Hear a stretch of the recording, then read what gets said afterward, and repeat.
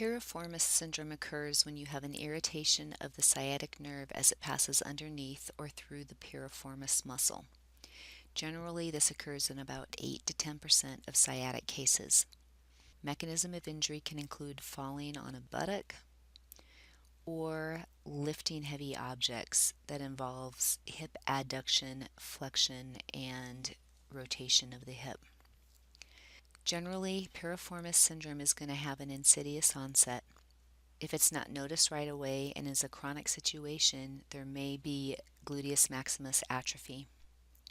The patient may complain of radiating pain throughout the sciatic distribution, find that they have pain with single leg stance in the gait cycle. There also may be pain with sitting in the position of internal rotation, flexion, and adduction of the hip. There may be pain with the lateral decubitus position with the hip internally rotated, flexed, and adducted.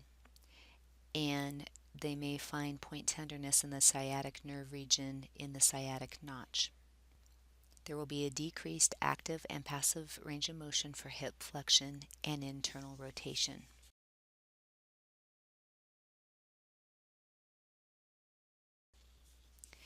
Special tests are basically recreating the positions that the person is noticing signs and symptoms in.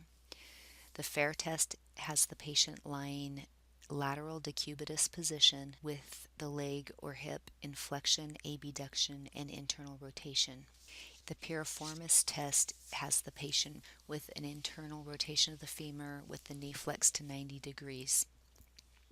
In a piriformis test, this will be positive if there is tightness or pain in the hip or buttock area. Pain in the buttock into the posterior thigh area, however, will be more indicative of sciatic nerve impingements that is secondary to the tight piriformis. For the manual muscle testing, you will find a recreation of symptoms with the piriformis test as well as the gluteus maximus. Diagnosis will be done via X-ray or MRI and will also be used to rule out lumbosacral injuries.